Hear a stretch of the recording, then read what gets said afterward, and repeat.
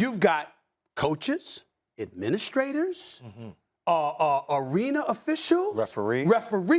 Everybody's been mandated to be vaccinated, but the players, because you haven't reached an agreement with the union. And you standing up here knowing that New York and San Francisco are the two cities that said you don't play unless you vaccinated. You don't go to indoors. Two cities and for now. And you ain't, and for now, and you ain't show up. Kyrie is a superstar. Box office. But if the American public is sitting back and going like this, you know what, he getting on my damn nerves. I'm sick and tired of this dude. We out here, millions of people losing their jobs. People have lost their lives and what have you. And you taking this stance or whatever, hell with it. The NBA is a private industry.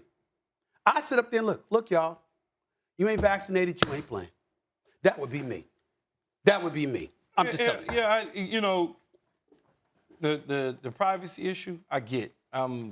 I don't really want to, unless it affects me, I really don't want to know anything about your personal. I'm just not in your business. None of my business. None of my business. Would you want to know if Stephen A. and I weren't vaccinated and you had to come do the show with us without a mask on?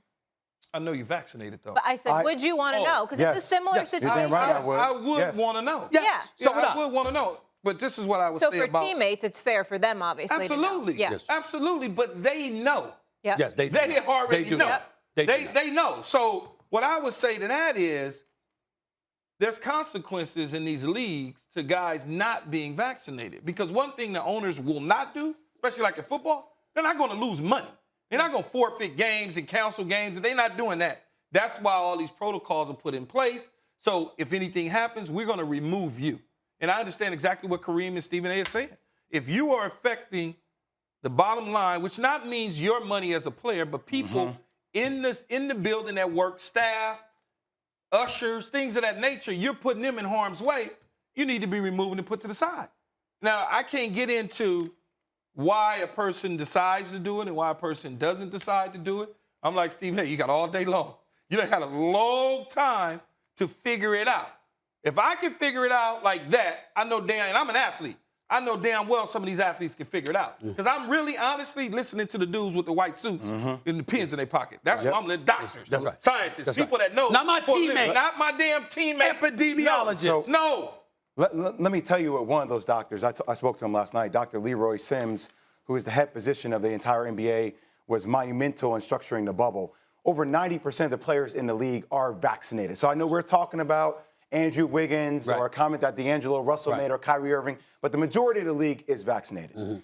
Here is where I think, let's talk about across the river here for a second, in Brooklyn. I feel like Sean Marks and Joe Tsai are stuck. You guys say, hey, mandate it. They can't mandate it because it's a union issue. According to the union, when this concept came up in August, it was a non-starter. Yes. Dead on arrival. So it's unprecedented. There are no, they're trying to put in protocols, but it hasn't been agreed upon yet. So here's why I feel like Sean Marks and Joe Tsai are stuck. Kyrie Irving has already leaked from his camp that says, hey, if I go somewhere else, I'm not playing. I won't play. That's right. I'll retire. So think about it. If you're an opposing team, if you're the Cleveland Cavs, you're like, I would love to have Kyrie back on Cleveland, but I can't do that. I can't give up my valuable assets if I know I'm going to get something in return that is not constant, that is volatile like that. So the question comes down to, well, Joe Tsai, what extent can he go to try to get the city of New York to consent in that one particular place over there? I know it's absurd. I know it's crazy. But Joe Tsai has a lot of friends in those positions politically. If you feel like a player is not going to play 41 home games, that's a lot of money to leave on the table. You start looking at those type of options. I'm not saying you do it. But how is that going to look? That kind of treatment. That's not going to be good. But not just that. I will tell you this, and this is where it gets interesting, and this is where the players actually have a point.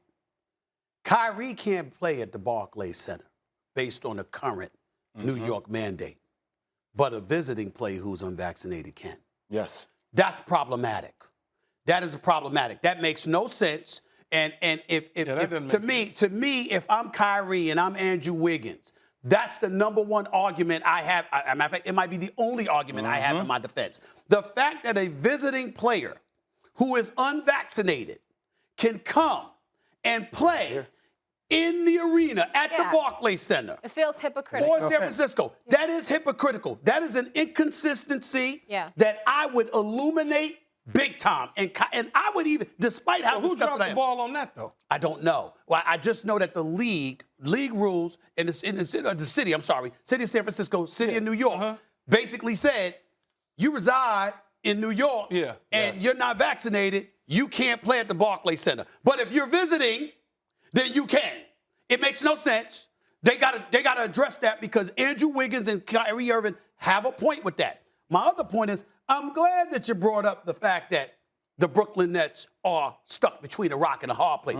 Because when people were attacking me when I said last week, you understand what I'm saying, that they would move Kyrie in a heartbeat if KD would let them, okay, I meant it.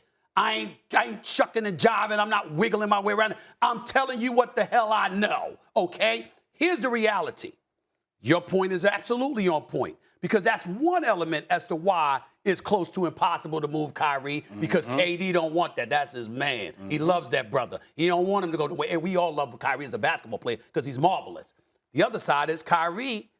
He's so eccentric. When he sits up there and says, I might retire, you know, I kind of believe him. I believe it too. I believe him. I don't believe he's faking. I mean, he's the kind of person, well, is he going to walk away from 30, 35 million He this might. year, 36? He might. No, He might do that. He might do Stephen, that. already a gross earning of $126 million he's earned.